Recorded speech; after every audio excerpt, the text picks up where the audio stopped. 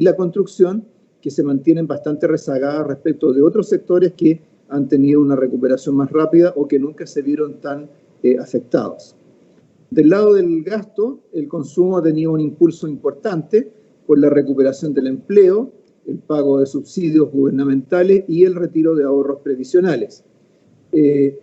Dado que tanto los subsidios como el retiro de los ahorros han ocurrido más bien en la segunda mitad del año, sin embargo, el consumo todavía en la comparación anual en el 2020 tiene una variación negativa importante que lo vamos a ver dentro de un momento. Para el 2021, sin embargo, ese dinamismo que ha tomado en los últimos meses de este año tiende a mantenerlo. La inversión, en cambio, enfrenta dificultades e incertidumbre para su recuperación. En lo que se refiere a las exportaciones, la mejoría de nuestros socios comerciales, particularmente de China y buena parte de Asia, ha dinamizado los embarques y también ha tenido una influencia positiva sobre el precio del cobre que, como sabemos, ha estado en las últimas semanas fluctuando en torno a los $3.50 la libra. Con esto, entonces, después de proyectarse una caída de actividad entre 6,25 y 5,75% en el 2020, esperamos que la economía crezca entre 5,5 y 6,5% en el 2021 y en el 2022 se ubique en los rangos de crecimiento tendencial de entre 3 y 4%. Una vacunación universal, que es un tema que ha estado muy en el centro de la atención en los últimos meses, podría mejorar aún más el panorama, pero hasta entonces, hasta que esta vacunación universal se materialice, rebrotes del COVID-19 podrían obligar a retroceder en el plan de apertura de las comunas, como de hecho está ocurriendo en estos días con la región metropolitana. La política económica entonces no ha terminado de hacer su trabajo. Tiene que acompañar en la recuperación, adecuándose a las nuevas necesidades de hogares y de empresas en esta etapa, que son distintas de las necesidades que se produjeron en el momento de mayor impacto del shock del COVID-19. En particular, dentro de lo que es la política económica, la política monetaria se va a mantener altamente expansiva durante buena parte de los próximos 2 años y el Banco Central además va a estar listo para actuar ante amenazas para la estabilidad financiera, respondiendo así a los 2 mandatos que le establece la ley. Vamos entonces a ver algunos de los datos antecedentes que están detrás de este diagnóstico que he resumido muy a grosso modo. Como partiendo por donde tienen que empezar todos los análisis en estos tiempos, en los últimos meses la movilidad de la población ha aumentado y se han ido reabriendo las economías en distintas partes del mundo. En Chile el aumento de la movilidad ha sido más lento que en otros países, cosa que vemos en esta gráfica. Vemos acá, ¿cierto?, cómo ha evolucionado la movilidad en Estados Unidos, en Europa, en América Latina y en Chile. Estos son indicadores que se construyen con la información que proporciona Google, más algunos ajustes. Y aquí se observa, ¿cierto?, que en términos de movilidad, la mayor caída de movilidad se produjo en Europa, entre marzo y abril, para posteriormente irse recuperando. Llegó a ser mayor que la que tenía Estados Unidos durante septiembre. Estados Unidos había tenido una caída de movilidad de menores dimensiones, pero en los meses recientes o semanas, en Europa, con la imposición de nuevas restricciones a raíz de los rebrotes de coronavirus o la segunda o tercera ola, ¿cierto?, esa movilidad se ha reducido significativamente. América Latina también tuvo un ajuste bien importante al comienzo, especialmente por los países que aplicaron cuarentenas nacionales de manera muy temprana. Perú, Colombia, aplicaron cuarentenas ya en marzo, pese a que no tenían muchos casos de COVID-19. Pero posteriormente la movilidad se fue recobrando, ya sea porque se retiraron las restricciones o simplemente porque la gente ya no tuvo otra alternativa que salir a desempeñar sus trabajos dadas las caídas de ingresos. Chile tuvo un ajuste temprano, pero más moderado, más focalizado, como sabemos. Ese fue el enfoque que se le dio, la estrategia que se siguió en aquella época. Cuando se aumentaron significativamente los casos en mayo, cambió la orientación de la política sanitaria hacia restricciones más amplias y además incorporando más a la salud primaria en todo lo que es el testeo y seguimiento de los contagios. Y desde julio en adelante ha tenido una recuperación gradual, pero ha estado por debajo de América Latina. Es decir, nosotros hemos mantenido más restricciones en el tiempo y eso explica por qué después de haber caído los contagios en julio, el desarrollo de la pandemia se mantuvo relativamente estable hasta que en los últimos días, ¿cierto?, a raíz de indicadores de riesgos de aumento de los contagios, entonces se han reimpuesto algunas restricciones en la región metropolitana y durante el tiempo intermedio tuvimos, ¿cierto?, distintas regiones, especialmente en el sur, en lo más reciente, con restricciones importantes. Entonces esto marca mucho lo que es la evolución de las economías en el mundo. Pasemos a la siguiente.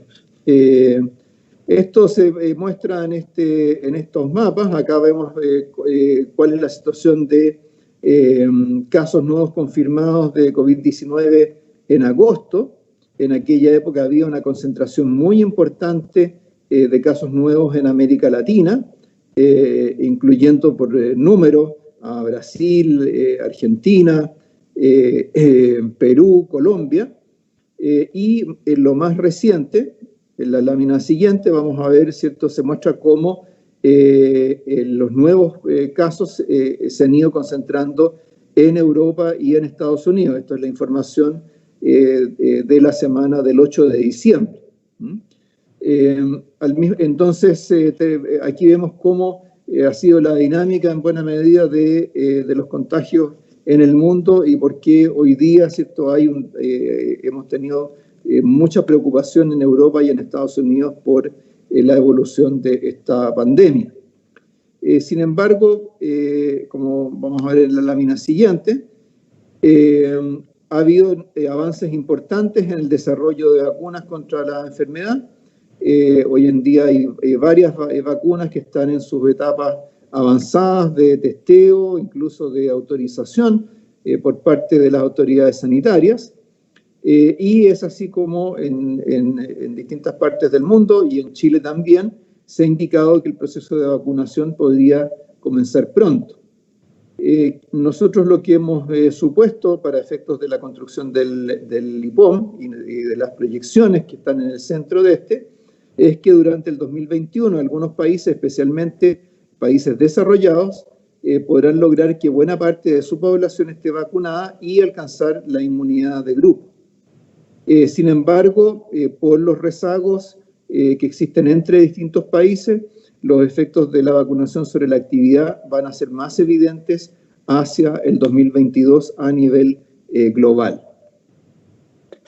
Pasemos a la siguiente. Entonces, en este contexto, la actividad global ha seguido recuperándose, aunque de manera dispar entre países, es decir, junto con la reducción de las restricciones a la movilidad de las personas. Entonces, es cierto, después de un trimestre de un segundo trimestre que fue particularmente negativo en todo el mundo, excepto China, que estaba adelantado en este proceso, en el tercer trimestre se ha ido produciendo ya alguna recuperación. Vemos que las cifras del segundo trimestre fueron especialmente negativas para la zona euro y para América Latina, algo menos para Estados Unidos. China ya comenzaba a mostrar unas cifras positivas y en el tercer trimestre, en general, los datos de actividad han mejorado, incluyendo también los datos para Chile que están, ¿cierto?, en las barras de la derecha. Con esto, si cuantificáramos el año hasta acá, ¿cierto?, veríamos que Chile se compara favorablemente con América Latina, no solamente porque la actividad no cayó tanto en el segundo trimestre, sino que también porque el primer trimestre alcanzó a ser levemente positivo. Entonces eso compensa el hecho de que la recuperación no haya sido tan rápida. La reapertura de las economías también ha contribuido a revertir el deterioro que han tenido los mercados del trabajo en distintas partes del mundo y especialmente en América Latina. La OIT ha estado siguiendo esto a través de la medición de horas trabajadas para estandarizar la información a través de distintos países. Y aquí lo que se ve es que en la comparación con el cuarto trimestre del 2019, ya el primer trimestre hubo una caída importante, cercana al 6% en las horas trabajadas.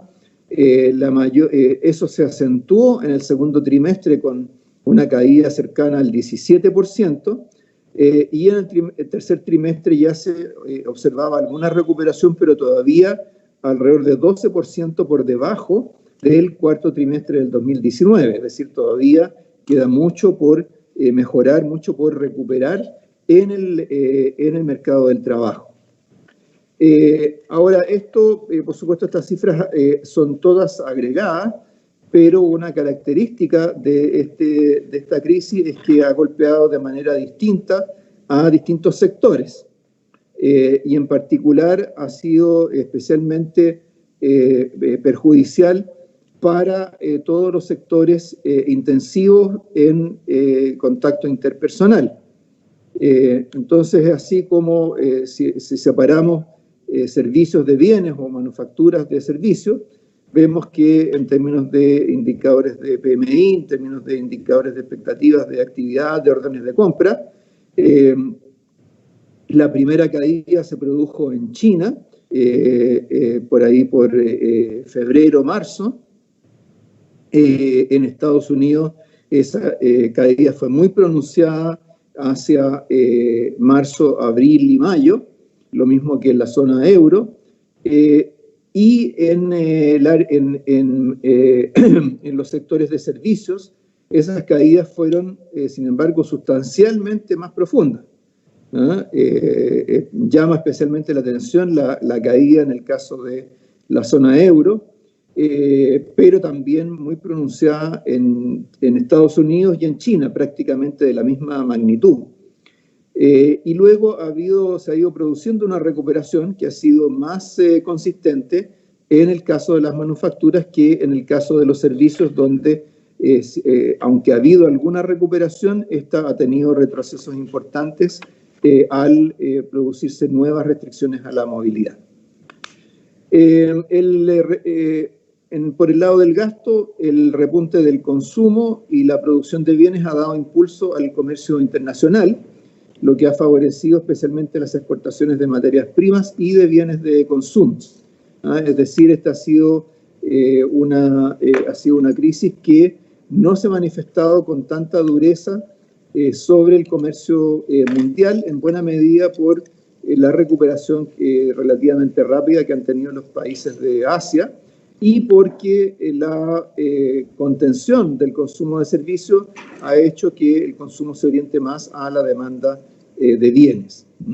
Entonces vemos acá en estas gráficas tanto lo que ha ocurrido con el comercio de los países desarrollados como de los países emergentes, y en el caso de los países emergentes se manifiesta especialmente la influencia de China. Luego, decía que este impacto sobre el comercio mundial también ha tenido impacto sobre las materias primas. Y en la lámina siguiente vemos entonces que los precios de las materias primas, si bien fueron castigados al comienzo de la crisis, especialmente en el primer trimestre del año, posteriormente han tenido una recuperación importante que ha sido bien notoria en el caso del cobre, que ya desde hace un tiempo se ubica con precios por sobre los $3 la libra. El petróleo, recordemos que estuvo afectado en un comienzo por el conflicto entre los productores de petróleo. Ese conflicto luego se resolvió, hubo una recuperación de los precios, pero esa recuperación no ha sido tan significativa como la recuperación del precio del cobre. Eso, por supuesto, es una diferencia importante en relación a otros shocks